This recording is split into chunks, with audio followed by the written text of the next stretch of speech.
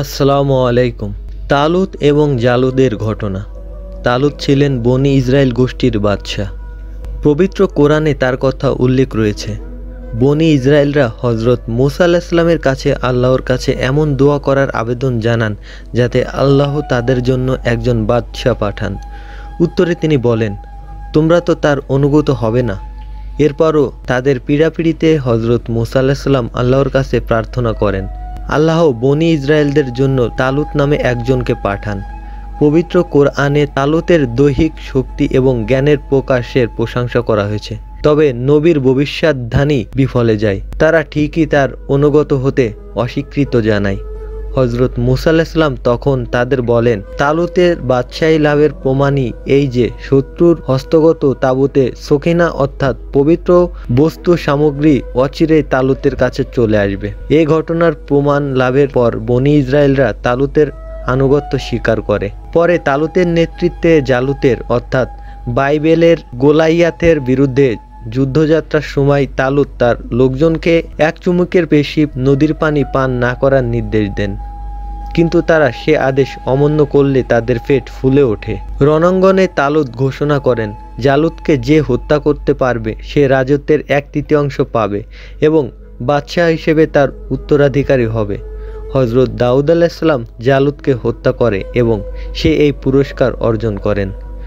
পবিত্র কোরআনে সূরা বাকারায় আল্লাহ পাক রব্বুল আলামিন বলেন, তুমি কি তাদেরকে দেখোনি যারা মৃত্যুর ভয়ে হাজারে হাজারে নিজেদের ঘরবাড়ি ছেড়ে গিয়েছিল? তারপর আল্লাহ তাদের বলেছিলেন, তোমাদের মৃত্যু হোক। পরে তিনি তাদেরকে জীবিত করলেন। আল্লাহ তো মানুষকে অনুগ্রহ করেন, কিন্তু অনেক মানুষই কৃতজ্ঞতা প্রকাশ করে না। আল্লাহ পাক রব্বুল আলামিন আরও বলেন, তুমি কি মুসার পরবর্তী বনি ইসরায়েল প্রধানদের দেখোনি যখন তারা নিজেদের নবীকে বলেছিল, আমাদের জন্য একজন রাজা ঠিক করো যাতে আমরা আল্লাহর পথে যুদ্ধ করতে পারি। সে বলল, যদি তোমাদেরকে যুদ্ধের আদেশ দেওয়া হয় তবে তোমরা কি মনে করো তখন তোমরা যুদ্ধ করবে না? তারা বলল, যখন নিজেদের ঘরবাড়ি ও সন্তান সম্পত্তি থেকে দূরে পড়ে আছি তখন কেন আল্লাহর পথে যুদ্ধ করব না?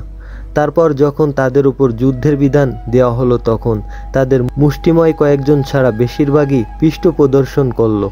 আর আল্লাহ সীমালঙ্ঘনকারীদের ভালো করেই জানেন।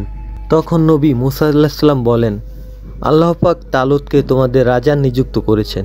তখন তারা বলল, আমরা যখন কর্তৃত্ব করার জন্য বেশি যোগ্য তখন সে কেমন করে আমাদের উপর কর্তৃত্ব করবে? আর প্রচুর ধন সম্পদও তো তাকে দেওয়া হয়নি। তখন মুসা নবী বললেন, আল্লাহই তাকে মনোনীত করেছেন আর তিনি তার দেহ ও মন সমৃদ্ধ করেছেন। অবশ্যই আল্লাহ যাকে ইচ্ছা তাকে কর্তৃত্ব দান করেন। আল্লাহর প্রাচুর্যময় তত্ত্বজ্ঞানী। তার কর্তৃত্বের লক্ষণ এই যে তোমাদের কাছে একটা তাবুত অর্থাৎ সিন্ধুক আসবে, যাতে তোমাদের জন্য তোমাদের প্রতিপালকের কাছ থেকে প্রশান্তি ও কিছু জিনিস যা মুসা এবং হারুনের বংশধরেরা রেখে গিয়েছে, ফেরেশতারা সেটা বয়ে নিয়ে আসবে। নিশ্চয়ই এতে তোমাদের জন্য নিদর্শন রয়েছে যদি তোমরা বিশ্বাস করো। এরপর আল্লাহ পাক রব্বুল আলামিন বলেন, তারপর তালুত যখন সসৈন্য অভিযানে বের হলো তখন সে বলল, আল্লাহ একটা নদী দিয়ে তোমাদেরকে পরীক্ষা করবেন, তাই যে কেউ সেই নদী থেকে পানি পান করবে সে আমার দলে থাকবে না, আর যে ওই পানি পান করবে না সে আমার দলে থাকবে। কিন্তু যখন তারা নদীর কাছে গেল তাদের অল্প কয়েকজন ছাড়া বেশিরভাগ লোকই তার থেকে পানি পান করলো। যখন সে তালুত ও তার সঙ্গে যারা বিশ্বাস করেছিল তারা তা পার হলো তখন তারা বলল, আমাদের এমন শক্তি ও সাধ্য নেই যে আজ জালুত ও তার সৈন্যের সঙ্গে যুদ্ধ করি। কিন্তু যারা আল্লাহর সঙ্গে সাক্ষাৎকারের বিশ্বাস করেছিল তারা বলল, আল্লাহর অনুমতি ক্রমে কত ছোট দল বড় দলকে পরাস্ত করেছে আর আল্লাহ ধৈর্যশীলদের সঙ্গে রয়েছেন। তারা যখন জালুত ও তার সৈন্যবাহিনীর সম্মুখী হলো তখন তারা বলল, হে আমাদের প্রতিপালক, আমাদের ধৈর্য দাও, আমাদের পা অবিচলিত রাখো এবং অবিশ্বাসী সম্প্রদায়ের বিরুদ্ধে আমাদের সাহায্য করো। সুতরাং তখন তারা আল্লাহর অনুমতিক্রমে তাদের পরাজিত করল।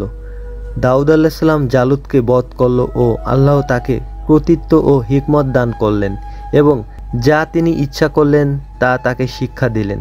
আল্লাহ যদি মানবজাতির এক দলকে অন্য দল দিয়ে দমন না করতেন তবে নিশ্চয়ই পৃথিবী ফ্যাসাদে পূর্ণ হয়ে যেত। কিন্তু আল্লাহ বিশ্বজগতের প্রতি মঙ্গলময় এই সবই আল্লাহর নিদর্শন, যা আমি সঠিকভাবে তোমার কাছে আবৃত করেছি, আর তুমি তা রাসূলের একজন। সূরা বাকারা আয়াত 249।